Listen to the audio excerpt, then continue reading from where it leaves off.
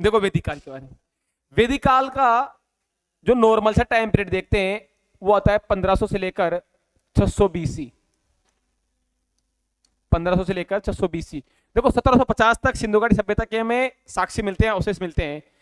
1750 से लेकर 1500 तक का जो 250 सालों का शासन काल ये समय निकला है, इस 250 सालों के समय के हमें कोई भी प्रमाण नहीं मिले, कोई साक्ष्य नहीं मिले हैं कि इस दौरान क्या घटित हुआ था।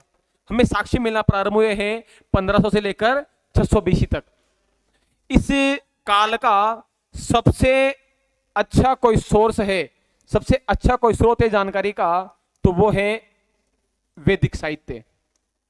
इन वैदिक साहित्यों से ही हमें इस समय का या इस टाइम पीरियड का पता चला, इसकी जानकारी पता हुई है।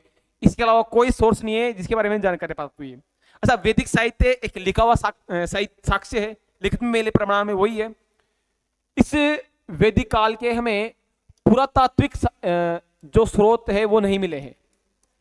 पुरातात्विक का मतलब मैं बताऊं आपको, जैसे बिल्डिंग्स हो गई, जैसे मैंने अपन इसमें लिखा है सिंधु घाटी सभ्यता में कई जगह से में कुत्ते के साक्ष्य मिले हैं, घोड़े के साक्ष्य मिले हैं, वो ऐसे में यहाँ साक्ष्य नहीं मिले।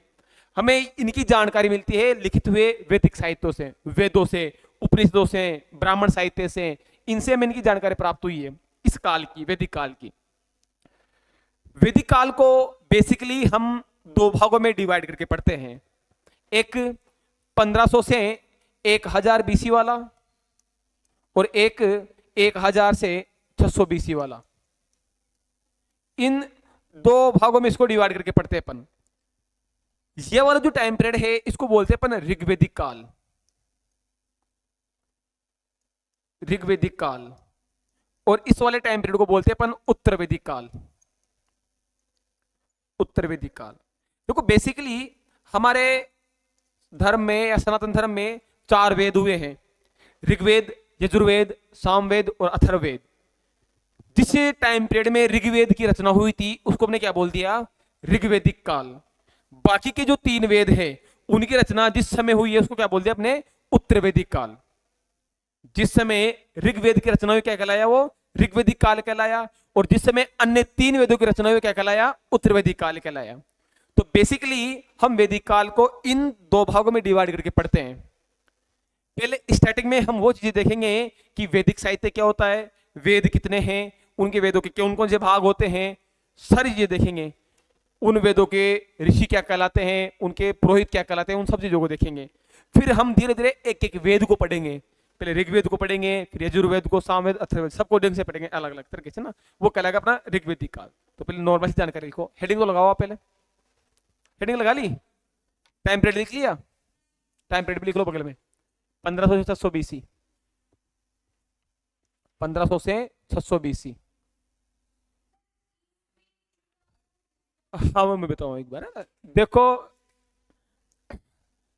जिस समय ईसा मसीह का जन्म हुआ था उसके बाद और इससे पहले, जिस समय ईसा मसीह का जन्म हुआ था उस समय को हमने मान लिया 0। वो क्या है, 0 है। ईसा मसीह के जन्म से पहले जो भी टाइम पीरियड है वो कहलाया है ईसा पूर्व। इनके टाइम, इनके जन्म से पहले का जितना समय है वो क्या कहलाया है, ईसा पूर्व कहलाया है। और इनके बाद का जितना भी समय है वो कहलाया है ईसवी। वो क्या कहलाया है, ईसवी कहलाया है। इसको शॉर्ट में बोलते हैं बीसी, उसको बोलते हैं एडी। ये जो टाइम पीरियड है ये हमेशा उल्टा चलता है। जैसे मान लो 100 बीसी से चल रहे हैं, 100 बीसी से में कहा आना है, 0 पर आना है, तो 99, 98, 97 ऐसे चलेंगे, उल्टा चलेंगे तब 0 आएगा। तो अभी देखो मैंने यहां पर लिखा है 1500 से 600 बीसी, यानी अपन उल्टा चल रहे हैं। 1500 से 600 बीसी उल्टा चल रहे हैं। बीसी हमेशा उल्टा चलता है क्योंकि हमें कहा आना है, 0 पे आना है। लेकिन आगे की बात करेंगे तो आगे वाला एज इट इज सेम चलता है कि 100, 101, 102, जिसे भी 2023, 24, 25, 26 ये एडी है। तो ये होता है ईसवी, ईसा पूर्व, और ईसवी में अंतर ये वाला है ना, ठीक है। ईसा मसीह का जन्म बेसिकली जब हुआ था तो उस समय को माना है इन्होंने कि 111। मैं बताऊं एक्चुअली में बात है कि जो कैलेंडर हमने मान रखा है ना, जो कैलेंडर अपन फॉलो करते हैं, वो उस कैलेंडर का निर्माण ही ईसा मसीह के जन्म के आधार पर हुआ है। ईसा मसीह का जन्म हुआ है ना, उसके आधार पर ही उस कैलेंडर का निर्माण हुआ है कि जिस समय उनका जन्म हुआ है उस दिन को इन्होंने जीरो माना है, उस डेट को क्या माना है, जीरो। सन भी जीरो, सब कुछ जीरो है कि अब से नया साल शुरू होगा।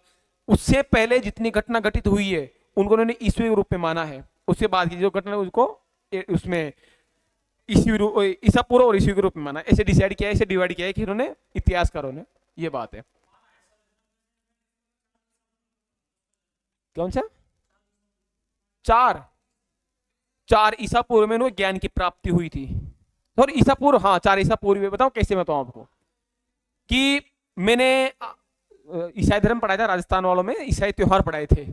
तब एक बात बताई थी कि ईसा मसीह को ज्ञान की प्राप्ति हुई थी उनके जन्म के 4 वर्ष बाद। उनकी ज्ञान प्राप्ति कब हुई थी? उनके जन्म के 4 वर्ष बाद।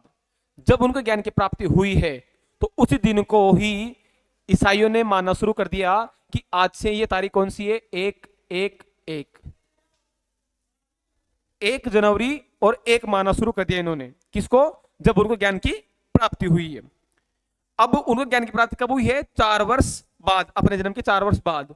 तो इसके 4 वर्ष पहले क्या जाएगा? 4 ईसा पूर्व। तो इसलिए ऐसे आइडिया लगाया है कि इनका जन्म कब हुआ है? 4 ईसा पूर्व में हुआ है। और उनको ज्ञान की प्राप्ति कब हुई थी? 1 को उनकी ज्ञान की प्राप्ति हुई थी। तब से लेकर आज दिन तक जो कैलेंडर पर फॉलो करते हैं वो ये वाला कैलेंडर फॉलो करते हैं ना, जिसको ग्रेगोरियन कैलेंडर बोलते हैं। ठीक है, लिखो एक बार, हेडिंग लगा लेना, इसमें लिखो, इस समय का जानकारी का एकमात्र स्रोत, इस समय का जानकारी का, इस समय का जानकारी का एकमात्र स्रोत वैदिक साहित्य है। एकमात्र स्रोत वैदिक साहित्य है। एकमात्र स्रोत क्या है? वैदिक साहित्य। लिखो नेक्स्ट लाइन से, इस समय का एक भी पुरातात्विक साहित्य, इस समय का एक भी पुरातात्विक साहित्य नहीं मिला। पुरातात्विक साहित्य नहीं मिला। समझ गए ना? पुरातात्विक साहित्य में क्या बोलना चाह रहा हूं ना, कोई अवशेष नहीं मिले, मकान बिल्डिंग वगैरह ऐसे में कुछ नहीं मिली इस समय के ना। लिखो नेक्स्ट लाइन से, वैदिक काल को 2 भागों में विभाजित किया गया है। वैदिक काल को 2 भागों में विभाजित किया गया है। 2 भागों में विभाजित किया गया है। ऐसे लिख लो आप, है ना।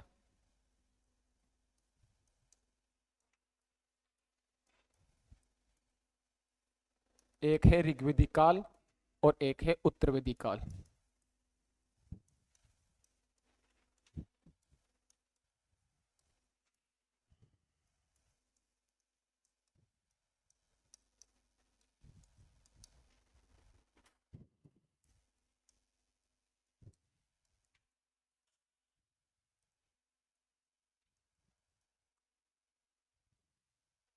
बना लो इसको ऐसे।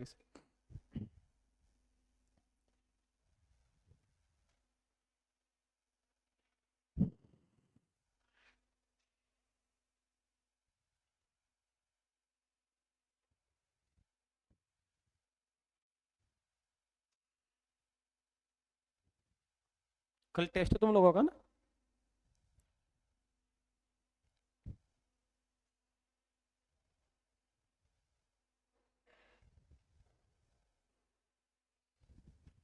लिख लिया? हेडिंग लगाओ, इसमें पहला पढ़ेंगे ऋग्वेदिक काल। पहली हेडिंग लगाओ ऋग्वेदिक काल।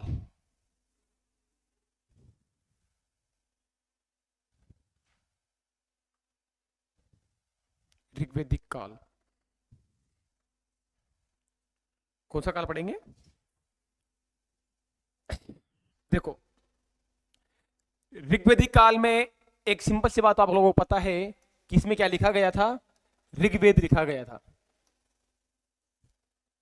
अब जब ऋग्वेद लिखा गया था तो उस समय दुनिया में और भी तो ग्रंथ लिखे गए होंगे, ये जरूरी थोड़ी कि ऋग्वेद ही लिखा था और नहीं लिखे दुनिया में।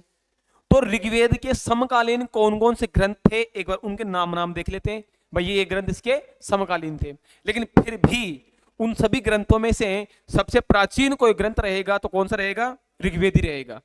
हालांकि समकालीन थे, उसके समय लिखे गए थे, लेकिन उनमें से सबसे प्राचीन कौन सा है? ऋग्वेद ही है। एक फारसी धर्म ग्रंथ था, पारसी धर्म ग्रंथ था जिसका नाम था जिंद अवेस्ता। जिंद अवेस्ता ये भी इस ऋग्वेद के समय ही लिखा गया था, जिंद अवेस्ता। एक यूनान का विद्वान हुआ है होमर, जिसको आज हम ग्रीक बोलते हैं, उस देश का एक विद्वान हुआ था होमर। इस होमर ने 2 ग्रंथ लिखे थे। एक ग्रंथ का नाम है इलियड और एक ग्रंथ का नाम है ओडिसी। इलियड और ओडिसी, ये 3 ग्रंथ ऐसे हैं जो किसके समकालीन थे? ऋग्वेद के समकालीन थे। लेकिन इन चारों ग्रंथों की बात करें, ऋग्वेद, जिंद अवेस्ता, इलियड और ओडिसी, इन चारों में से सबसे प्राचीन कोई ग्रंथ है तो कौन सा है? ऋग्वेद है। ऋग्वेद में बेसिकली हम पढ़ेंगे वैदिक साहित्य। देखो समझना एक बार आप, ना हम इसमें पढ़ेंगे वैदिक साहित्य। बार बार एक शब्द आ रहा है वेद, तो वेद क्या होता है? वेद को देखते हैं पहले। देखो संस्कृत की एक धातु होती है विद। संस्कृत में आपने खूब शब्द पढ़े होंगे, धातु शब्द पढ़ते ना खूब बचपन में, 10th तक बालक, बालको, बालक क्या क्या पढ़ते थे वो ना, सारणी याद करनी पड़ती थी, है ना। कर्ता ने क्या क्या पढ़ते थे, मैं भूल गया। मैं कर्ता ने कर्म को तो हिंदी में आते हैं क्या बोलते थे यार, मैं भूल गया। गच्छामी क्या आते थे वो, जो भी है ना। तो कई सारी धातु होती थी। तो उसी प्रकार से संस्कृत का एक शब्द होता है विद। इस विद शब्द से उत्पत्ति हुई है किसकी? वेद की। इस विद धातु से वेद शब्द की उत्पत्ति हुई है। और इस विद का शाब्दिक अर्थ होता है ज्ञान। विद का शाब्दिक अर्थ क्या होता है? ज्ञान होता है। कौन सा ज्ञान? जीवन जीने के लिए आवश्यक जो ज्ञान होता है वो होता है विद। और वो ज्ञान कहां मिला हुआ है? वो ज्ञान वेदों में मिला हुआ है। इसलिए वेद शब्द की उत्पत्ति हुई विद धातु से है। और विद का शाब्दिक अर्थ होता है ज्ञान। कौन सा ज्ञान? जीवन जीने के लिए आवश्यक जो ज्ञान है वो होता है विद। तो एक बार इसके बारे में लिखते हैं, फिर ढंग से पढ़ेंगे वेदों के बारे में ना। आज तुम्हें आधा ब्राह्मण बना दूंगा मैं यहीं पर। किसको? हाँ बताऊंगा ना, उसके बारे में बताऊंगा। तू घबरा क्यों रही है? दिल के अरमानों को थोड़ा तसल्ली के रखो, वहीं आएंगे हम, सब चीजें पढ़ेंगे ना। लिखो, हेडिंग लगा ली थी आपने, ऋग्वेदिक काल, है ना। लिखो, इस समय ऋग्वेद लिखा गया था। इस समय ऋग्वेद लिखा गया था। इस समय ऋग्वेद लिखा गया था। ऋग्वेद लिखा गया था। लिखो नेक्स्ट लाइन से, इसके समकालीन ग्रंथ निम्न है। इसके समकालीन ग्रंथ निम्न है। इसके समकालीन ग्रंथ निम्न है। ये नाम लिख लो। एक तो फारसी धर्म ग्रंथ था जिंद अवेस्ता, और होमर ने दो ग्रंथ लिखे थे, इलियड एंड ओडिसी। लिखो वैदिक साहित्य। क्या बोल रहा है हर्षनील? लिखो वैदिक साहित्य।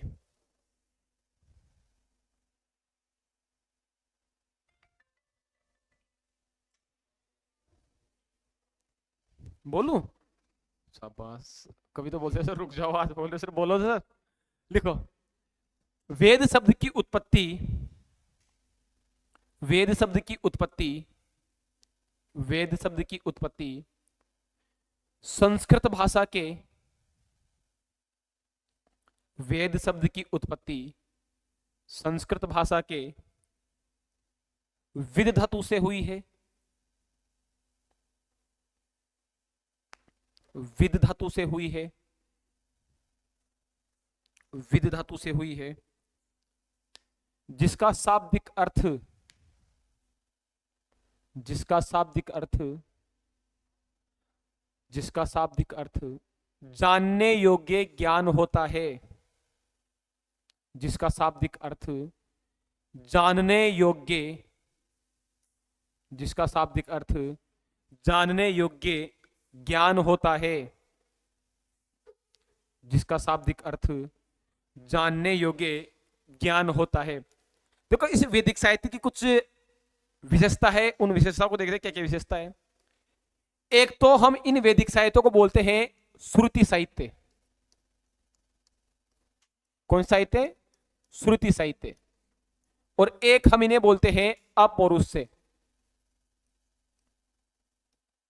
श्रुति साहित्य और अपौरुष से, देखो दोनों का मतलब देखते हैं।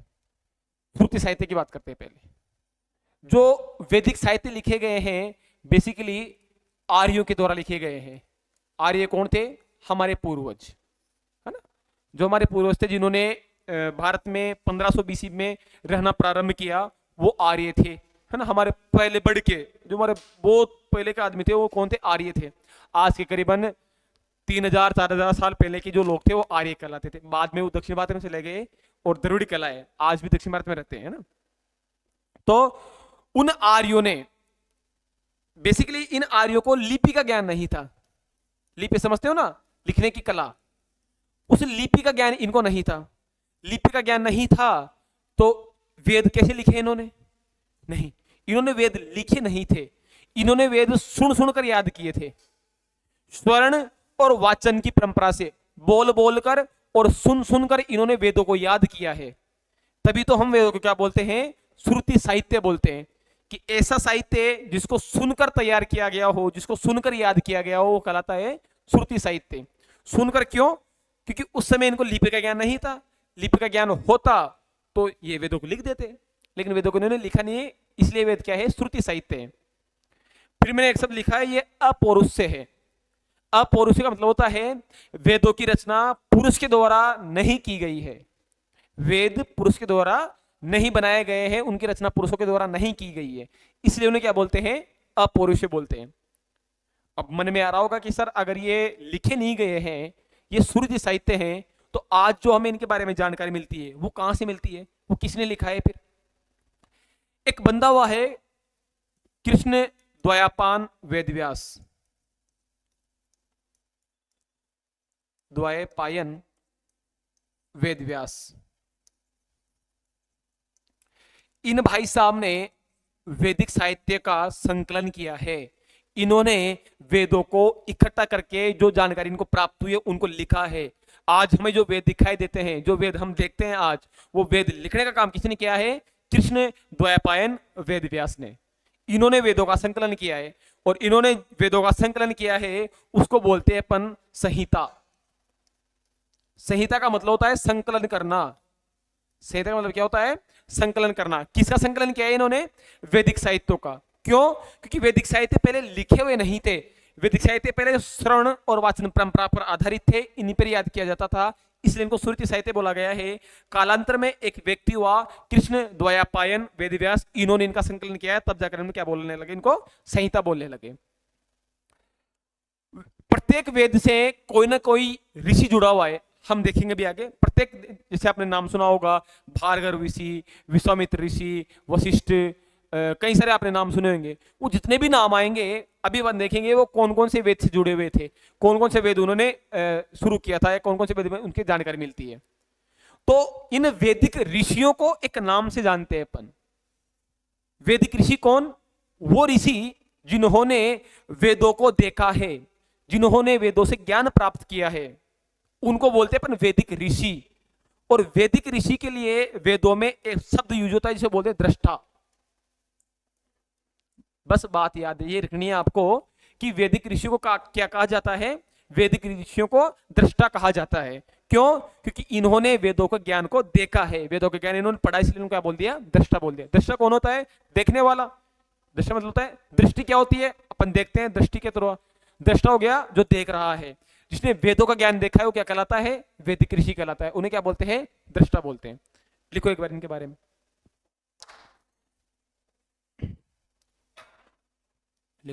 यह साहित्य यह साहित्य यह साहित्य श्रुति साहित्य थे। यह साहित्य श्रुति साहित्य थे। यह साहित्य श्रुति साहित्य थे क्योंकि आर्यों को लिपि का ज्ञान नहीं था। क्योंकि आर्यों को लिपि का ज्ञान नहीं था। लिपि का ज्ञान नहीं था। लिपि का ज्ञान नहीं था।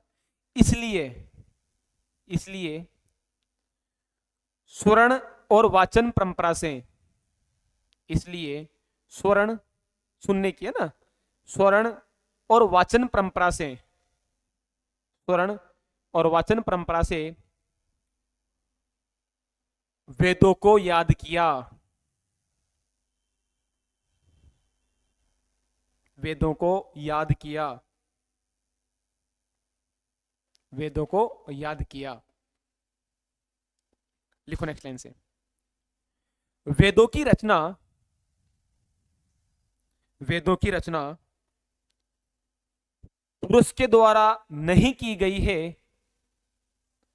वेदों की रचना पुरुष के द्वारा नहीं की गई है। इसलिए इन्हें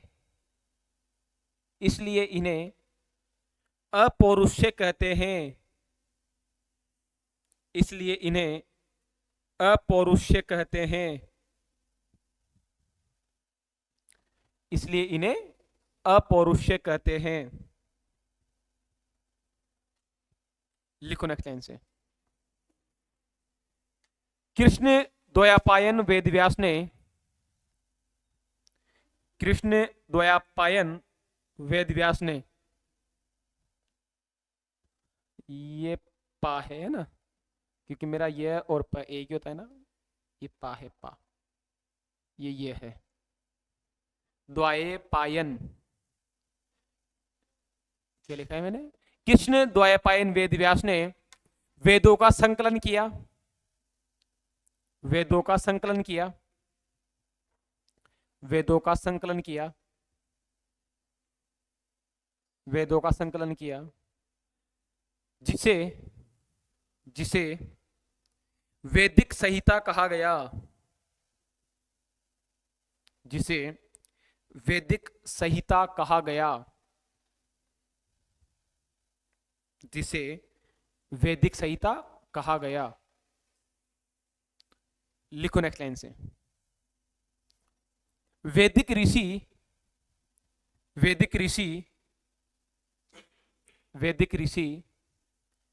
जिन्होंने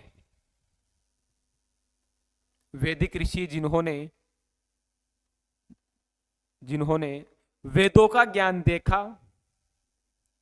वैदिक ऋषि जिन्होंने वेदों का ज्ञान देखा, जिन्होंने वेदों का ज्ञान देखा, दृष्टा कहलाए। वैदिक ऋषि जिन्होंने वेदों का ज्ञान देखा, क्या कहलाए? दृष्टा कहलाए। दृष्टा कहलाए। अब देखो, दो चीज होती है। एक होता है वेदों के प्रकार कितने हैं, और एक चीज होती है वेदों के भाग कितने हैं। दोनों में अलग अलग डिफरेंस समझाता हूं एक बार, है ना। पहले मैं लिख रहा हूं वेदों के प्रकार। तो वेद कितने प्रकार के हैं? 4 प्रकार के।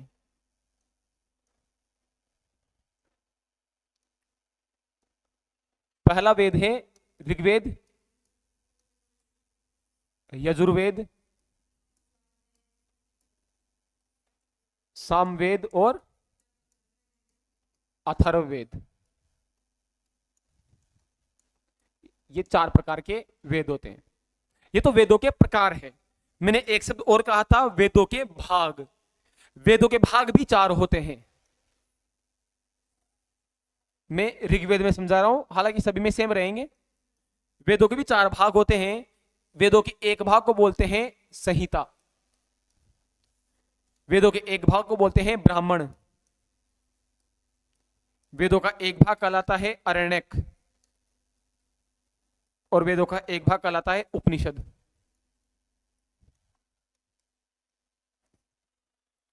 वेदों के प्रकार कितने हैं? 4।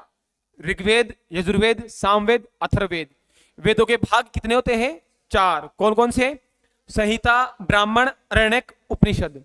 देखो, इसमें से जो संहिता और ब्राह्मण है ये कर्मकांड पर बल देते हैं। किस पर बल देते हैं? ये कर्मकांड पर, कि ये काम करोगे तो ये मिल जाएगा, ये काम करोगे तो ये मिल जाएगा। ऐसी बातें कहां लिखी हुई है? इन संहिता में और इन ब्राह्मणों में लिखी हुई है। ब्राह्मण भी एक ग्रंथ का नाम है ना, ब्राह्मण वो नहीं, ब्राह्मण जो तुम समझ रहे हो ना, वो ब्राह्मण नहीं है। ब्राह्मण भी ग्रंथ का नाम है ना, अभी बताऊंगा ब्राह्मण होते क्या बेसिकली। तो संहिता और ब्राह्मण किस पर बल देते हैं? कर्मकांड पर बल देते हैं। जबकि अरण्यक और उपनिषद ज्ञान की प्रधानता पर बल देते हैं। ज्ञान की प्रधानता पर बल देते हैं। ये दोनों चीजें ज्ञान के बारे में बताएगी, ये दोनों चीजें कर्मकांड के बारे में बताएगी। कर्म, जितने भी कर्मकांड आज जो भी बामन आपको कहता है कि ऐसा करो, आप फलानी माता जी का वो कर दो, आप 9 दिन तक वो फलानी माता जी का पाठ करवा दो, इतने दिन तो वो करवा दो, इतने वो करवा दो, ये जितनी बातें आपको आज कोई महान पंडित कोई भी बोलता है ना, वो सब कहाँ लिखी हुई है? इस संहिता, इस ब्राह्मण में लिखी हुई है। वो सब बातें आज मैं पढ़ाऊंगा आपको, और मैं सब बताऊंगा आपको कब क्या करना है, कब क्या नहीं करना, कौन कौन से कर्म कांड कब करने हैं आपको, कब नहीं करने, सारे बताऊंगा। हाँ, ज्ञान की बातें जितनी भी वो कहाँ लिखी हुई है? जो मैं करता हूँ ना, वो सारी बातें लिखी हुई है। जो ज्ञान के बारे में आपको देता हूँ वो अरण्यक और उपनिषद में लिखी हुई है, और जो बाकी लोग करते हैं वो यहाँ लिखी हुई है ना? बाकी लोग कौन? हाँ, जो भी है ना।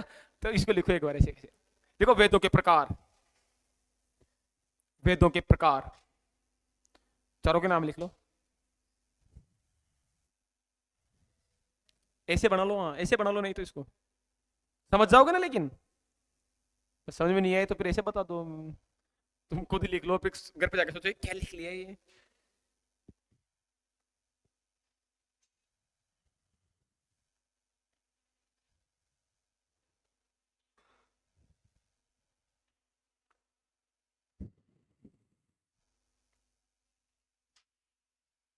देखो, वेदों के जितने भी मंत्र हैं ना, उन सभी मंत्रों को कहते हैं संहिता। जितने मंत्र आएंगे ना, सबको संहिता बोलते हैं।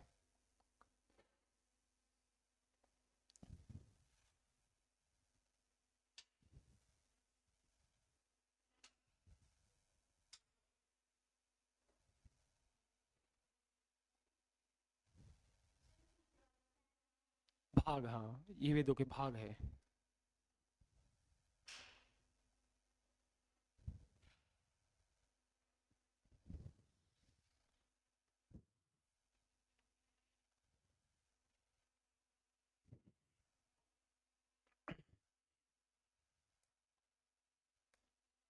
लिख लिया?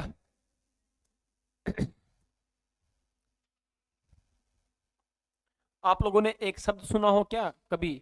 वेद त्रयी। वेद त्रय, वेद लिखूंगा भी, बोर्ड पे लिख लिया क्या? लिखो निकम में। त्रय का मतलब 3। 3 कौन कौन से हैं? 4 है तो क्यों कम कर दूं? उसको कम कर दो सर, 3 हो गए ना बाकी के। लिख लिया? समझाता हूँ देखो मैं ना। हाँ, सही बोल रही हो, पर वो बोलने का तरीका सही नहीं है, बोल सही रही है। मैं सर लिख लिया ना अब तो? लो, मैं स्लाइड चेंज कर रहा हूँ ना। देखो, एक शब्द आता है वेद त्रयी। त्रय का मतलब 3, वेद का मतलब वेद। 3 वेदों का समूह क्या कहलाता है? वेद त्रयी कहलाता है। हालांकि बेसिकली अपने पास 4 वेद होते हैं, तो उन 4 वेदों में से ऐसे कौन से 3 वेद हैं जो इस वेद त्रय में लिए जाएंगे? जो अथर्ववेद होता है ना, अथर्ववेद सबसे लास्ट में लिखा गया था।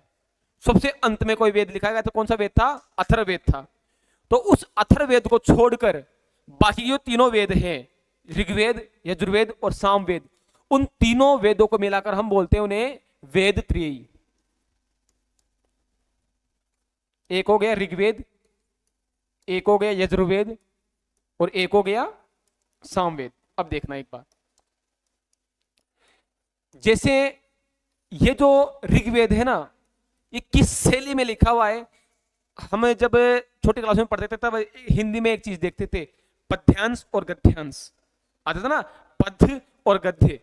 समझ गए ना क्या होता है? पद्य मतलब जो पदावलियों में होते हैं, मीरा की पदावलियां पढ़ी थी हमने, दोहे पढ़ते हैं, वो क्या होते हैं? वो पद्य होते हैं, पद्य भाग में लिखे होते हैं। गद्य जो पूरी कहानी के रूप में आते हैं ना, हामिद का चिमटा किसी ने पढ़ा है? ईदगाह, हाँ ईदगाह, ईदगाह पढ़ी है ना? हाँ, अमीना माँ के लिए है ना, चिमटा ले गया था 10 रुपए का, हामिद का चिमटा, ईदगाह वाली ना। तो वो क्या है? वो गद्य है। और पद्य मीरा की पदावलियां, कई सारे दोहे पढ़े, कबीर जी के दोहे पढ़े, वो सब क्या होते हैं? वो पद्य होते हैं। तो जो ऋग्वेद है ना, वो लिखा हुआ है पद्य भाग, पद्य शैली में, ये पद्य शैली में लिखा हुआ है। ये जो यजुर्वेद है, ये लिखा हुआ है गद्य शैली में। और ये सामवेद है ना, सामवेद में बेसिकली गाने लिखे हुए हैं, संगीत लिखे हुए हैं, हनी सिंह का, बादशाह का, इन सब के जो गाने गाते हैं ना, ये सब कहाँ लिखे हुए हैं? सामवेद में लिखे हुए हैं, गाने लिखे हुए हैं इसमें, लता मंगेशकर के सब गाने यहीं लिखे हुए हैं। बेसिकली मंत्रों को संगीत के तरीके से कैसे गाया जाए, मंत्रों को लयबद्ध तरीके से गाने की जो परंपरा है, वो कहाँ लिखी हुई है? सामवेद में लिखी हुई है। संगीत का ज्ञान कहाँ है? सामवेद में है। इसलिए ये जिस शैली में लिखा हुआ है वो है गे शैली, गायन शैली या गे शैली। उस शैली में लिखा हुआ है कौन सा? सामवेद। पद्य शैली, गद्य शैली और गे शैली में लिखा हुआ है सामवेद। जिसे हम हनुमान चालीसा पढ़ते हैं तो उसके एक एक जो दो दो लाइन होते हैं क्या बोलते हैं? चौपाई बोल देते हैं, 4 लाइनों की, 2 लाइन दोहे बोल देते हैं। तो उसी प्रकार से जो ऋग्वेद है, जो पद्य शैली में लिखा हुआ है, इसकी 2 लाइनें, 3 लाइनें, इनके ग्रुप को हम बोलते हैं ऋचा। इनकी लाइनों को क्या बोलते हैं अपन? ऋचा बोलते हैं। उसी प्रकार से यजुर्वेद की लाइनों को बोलते हैं अपन यजुस, और सामवेद की लाइनों को बोलते हैं अपन साम। वेद त्रय में 3 वेद आते हैं, ऋग्वेद, यजुर्वेद और सामवेद। सामवेद ऋग्वेद किस शैली में लिखा हुआ है? पद्य शैली में। यजुर्वेद गद्य शैली में, और सामवेद गे शैली में लिखा हुआ है, गायन शैली में लिखा हुआ है। जो ऋग्वेद होता है उसकी जो लाइन होती है, जो पंक्तियां होती है, उन्हें बोलते हैं अपन ऋचा। जो यजुर्वेद होता है उनकी पंक्तियों को बोलते हैं अपन यजुस, और जो सामवेद होता है उसकी पंक्तियों को बोलते हैं अपन साम। ये सारी बातें पूछी जाती है कि ऋग्वेद की पंक्तियां क्या कहलाती है? ऋचा कहलाती है। यजुर्वेद की पंक्तियां क्या कहलाती है? यजुस कहलाती है। सामवेद की पंक्तियां क्या कहलाती है? साम कहलाती है। इसको ऐसे ऐसे लिख लो, समझ जाओगे। इसको लिखाऊं? लिखाऊं? हाय भाई, लिखाऊं कैसे बता? अरे चंसुख, ओए लिखाऊं? लिखवा दो ना सर, एक बार ऐसे तो लिख, फिर मैं बताता हूँ तेरे को। इसमें लिखाऊं क्या?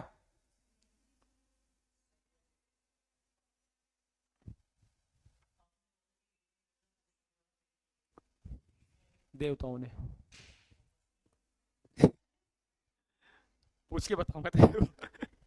पुरुष यानी सामान्य लोगों के द्वारा नहीं कही गई है। पुरुष नहीं है क्या? नहीं है पुरुष, वो महापुरुष है।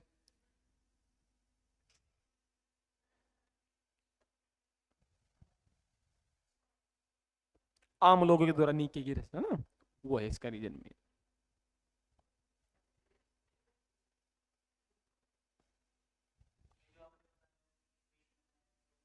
कृष्ण द्वैपायन वेदव्यास ने बाद में संकलन किया था वेदों का। वेद, हाँ ये तो पुरुष था, लेकिन इन्होंने वेद थोड़े लिखे हैं। इन्होंने वेदों का जो ज्ञान था, जो आर्यों को प्राप्त था, स्वर्ण और वाचन परंपरा से जो ज्ञान प्राप्त होता, वो सुनकर इन्होंने फिर लिखा है। नहीं, नहीं है। वेदों की रचना किसने की है? तब अगर ऑप्शन में कृष्ण द्वैपायन वेदव्यास आएगा तो वो करना पड़ेगा। नहीं है तो फिर ऑप्शन के अकॉर्डिंग रहेगा, देवता रहेगा ऑप्शन उसमें, देवताओं के द्वारा। व्यक्ति का, पर्टिकुलर व्यक्ति का नाम नहीं है। आर्य नोनिन की रचना वेदों की, आर्य ने तो सुना है उसका ज्ञान, है ना। मतलब अपने पास जो वेदों का ज्ञान आया वो, हाँ अपने जैसे ही थे नॉर्मल, आर्य अपने जैसे नॉर्मल लोग थे, है ना। पढ़ेंगे अपन, आर्य वो थे, लड़ाई दंगा करते थे। जदुरान अथर्ववेद में आते हैं, पढ़ेंगे अपन अभी, अथर्ववेद में आते हैं, जदुरान अथर्ववेद में आते हैं, लिख लिए। अब एक एक वेद को पढ़ते हैं ना, तो पहला लिखो ऋग्वेद,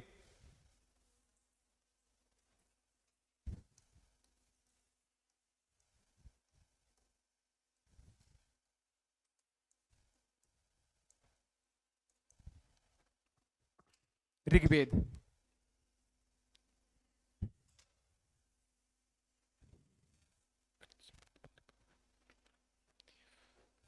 देखो ऋग्वेद का जो रचना काल है वो है 1500 बीसी। इसका रचना काल है 1500 बीसी। सबसे प्राचीन है, सबसे प्राचीन वेद है। इस ऋग्वेद में जो टोटल चैप्टर है वो टोटल चैप्टर है 10, और ऋग्वेद के जो चैप्टर है उन्हें बोलते हैं मंडल। ऋग्वेद के चैप्टर को क्या बोलते हैं? मंडल। तो ऋग्वेद में कितने मंडल है? 10 मंडल है। इन चैप्टरों के भी जो मेन टॉपिक है उन टॉपिकों को बोलते हैं सूक्त। क्या बोलते हैं उन्हें? सूक्त। और इस ऋग्वेद में टोटल सूक्त है 1028 सूक्त है, इनमें 1028।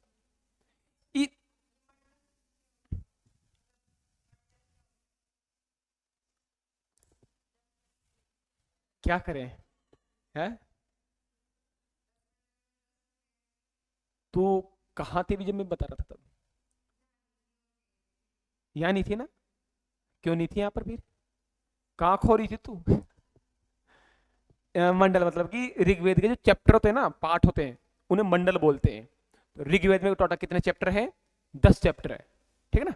सूक्त उनके टॉपिक्स समझ ले कि एक चैप्टर में मान ले 4 टॉपिक है, तो 10 चैप्टर में 400 टॉपिक हो गए ना, उसमें लगे अलग अलग चैप्टर में जितने टॉपिक थे उन टॉपिक को बोलते हमने सूक्त। तो इसमें सूक्त कितने थे? 1028 सूक्त थे। ऋग्वेद में टोटल श्लोक की बात करें कि ऋग्वेद में टोटल श्लोक कितने हैं थे, तो टोटल श्लोक थे इसमें 10,598। 80 नहीं यार, 98 थे। 18 ज्यादा लिख दिए कि मैंने? 10,598 श्लोक थे। ऋग्वेद का रचना काल 1500 बीसी है। सबसे प्राचीन वेद ऋग्वेद है।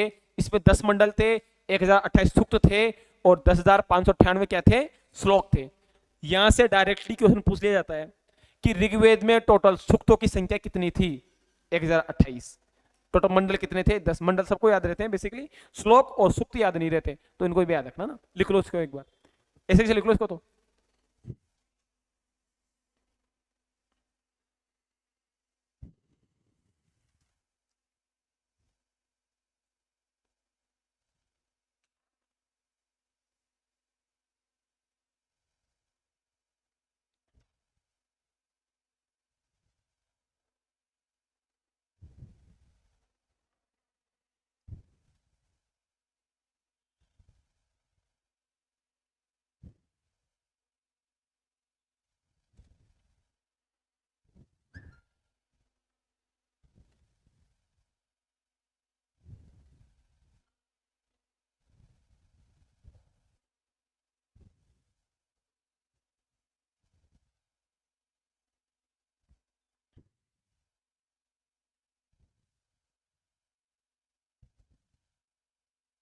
लिख लिया? लो कुछ बातें बताता हूं, देखो मैं आपको ना। इन 10 मंडलों की बात करें तो इन 10 मंडलों में से जो एक तो दूसरा मंडल और एक 7वां मंडल, दूसरा मंडल और 7वां मंडल, ये दोनों मंडल सबसे प्राचीन है। सबसे प्राचीन मंडल है दूसरा मंडल और 7वां मंडल। इन मंडलों में बात करें तो पहला मंडल और 10वां मंडल, पहला और 10वां मंडल सबसे नए हैं। अब तुम सोचो सर ये क्या चक्कर है? ये क्या चक्कर है? 9वां 10वां सबसे नया होना चाहिए ना, और पहला दूसरा सबसे प्राचीन होना चाहिए? नहीं, इनमें जो इनका प्राचीन, और मैंने कहा था ना कि वेद स्वर्ण परंपरा और वाचन परंपरा पर लिखे गए। वेद तो पहले से ही डिसाइड हो चुके थे, उनका संकलन बाद में किया था। तो जैसे जैसे हमने ज्ञान प्राप्त होता गया वैसे वैसे हमने उनको लिखना शुरू कर दिया। तो जो पहला मंडल था ना उसका मैं बाद में पता चला था कि सब पहले मंडल में ये वाली बातें हैं तो उसको पहले में लिखो, 10वें मंडल में ये वाली बातें थी तो 10वें में लिखो। वो बातें मैं बाद में पता चली थी, इसलिए इन दोनों को तो सबसे लास्ट में जोड़ा था और इनकी बातें सबसे पहले पता चल गई थी तो उनको पहले जोड़ दिया था। जोड़ने के आधार पर हमने इनका वो किया है कि सबसे पहले कौन से जोड़ गए थे, दूसरा और सातवां, सबसे लास्ट में कौन से जोड़ गए थे, पहला और 10वां। इनके अंदर की जो बातें हैं ना उन बातों को कब कब जोड़ा गया था उस आधार पर हमने इनको प्राचीन और पहला कहा है। जो 8वां मंडल है उस 8वें मंडल को हाथ से लिखा गया था, या 8वें मंडल की जो हस्तलिखित कृतियां हैं या 8वें मंडल की जो हस्तलिखित श्लोक है ना उसको एक नाम से जानते हैं, खिल। नहीं पूछेगा हालांकि कहीं भी है पर फिर भी एक बार याद रख लेना, क्या बोलते हैं उसे, खिल बोलते हैं। 8वें मंडल की जो हस्तलिखित श्लोक थे, जो उसकी हस्तलिखित प्रतियां थी, उन्हें क्या बोलते हैं, खिल बोलते हैं। अच्छा, मैंने अभी आपको एक बात कही थी कि ऋग्वेद एक्चुअल में क्या थे हमें पता नहीं है, ये तो बाद में लिखे गए थे। तो ऋग्वेद की जो ज्ञात हमारे पास संकलन है, ऋग्वेद की हमारे पास जो प्रति है, जो संहिता है उसकी, उसको एक नाम से जानते हैं ऋग्वेद। जो आज के टाइम पर से ऋग्वेद दिखता है ना वो एक्चुअल तो है नहीं भाई, रियल में तो बाद में क्या तो किसी ने कैसा था कैसा नहीं था भगवान जाने कैसा था, बाद में जो हमारे सामने आया है वही हमारे लिए सही माना गया है। तो जो अभी वर्तमान समय में जो प्रति ऋग्वेद की उपलब्ध है उसे बोलते हैं साकल, साकल बोलते हैं उसे। ऋग्वेद की उपलब्ध प्रति क्या कहलाती है, साकल कहलाती है। जो अभी प्रेजेंट टाइम में हमारे पास ऋग्वेद है उसको क्या बोलते हैं, साकल बोलते हैं। ये 3-4 बातें फैक्चुअल बातें हैं, याद रखनी है कि दूसरा और सातवां जो मंडल है सबसे प्राचीन है, पहला और 10वां मंडल है जो सबसे नया मंडल है, 8वां मंडल का जो हस्तलिखित प्रति है वो खिल कहलाती है, और जो ऋग्वेद का संकलन है वो क्या कहलाता है, साकल कहलाता है। ये चारों बातों को याद रखना ना, लिखो।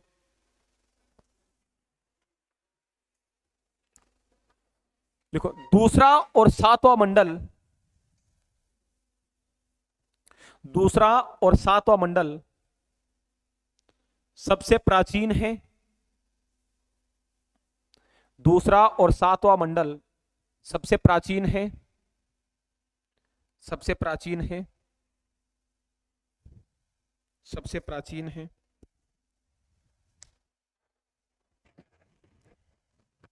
लिखो नेक्स्ट लाइन से, पहला और 10वां मंडल, पहला और 10वां मंडल, पहला और 10वां मंडल सबसे नए हैं।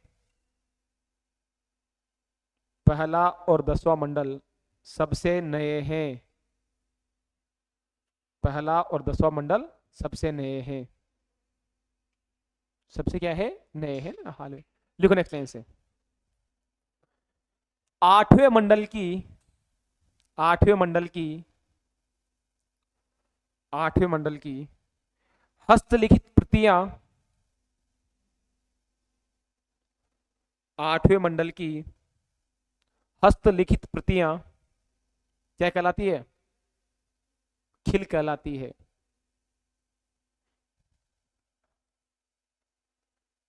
खिल कहलाती है।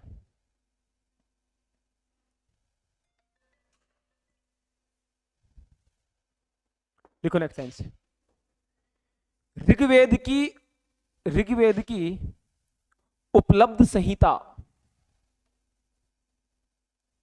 ऋग्वेद की उपलब्ध संहिता, ऋग्वेद की उपलब्ध संहिता क्या कहलाती है, साकल कहलाती है, साकल कहलाती है। लिख लिया। अब देखो ये जितने मंडल है ना, इन सभी मंडलों से एक ना एक ऋषि जुड़ा हुआ है, प्रत्येक मंडल से एक ना एक ऋषि जुड़ा हुआ है। कौन से मंडल से कौन सा ऋषि जुड़ा हुआ है उसके बारे में देखते हैं। अच्छा मुझे बताओ, सबसे प्राचीन मंडल कौन सा था, और सातवां, दूसरा और सातवां सबसे प्राचीन मंडल थे, तो दूसरा के बाद कौन सा आएगा, क्या बात है, तीसरा आएगा, फिर फिर कौन सा आएगा रे? पढ़ने लग गए तुम लोग आजकल। और फिर कौन सा आएगा? छठा। तो सबसे प्राचीन मंडल यही थे, तो इन प्राचीन मंडलों से ही ऋषि जुड़े हुए होंगे। तो दूसरे से तीसरे चौथा पांचवा छठा सातवां, इन पांचों मंडलों से छह मंडलों से देखेंगे कि इनसे कौन कौन से ऋषि जुड़े हुए थे। दूसरे मंडल की बात करें तो दूसरे मंडल से जो ऋषि जुड़े हुए थे उन ऋषि का नाम है गृतसम्मद, भार्गव। ऋषि भार्गव का नाम सुना होगा तुम लोगों ने, भार्गव नाम सुना है ना। ऋषि भार्गव जुड़े हुए थे दूसरे मंडल से। जो तीसरा मंडल है उससे जुड़े हुए थे विश्वामित्र।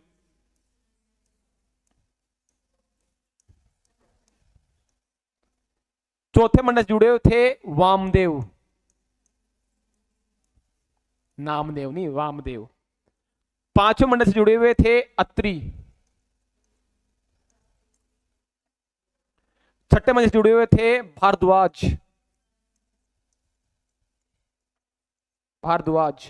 और सातवें मंडल से जुड़े हुए थे वशिष्ठ।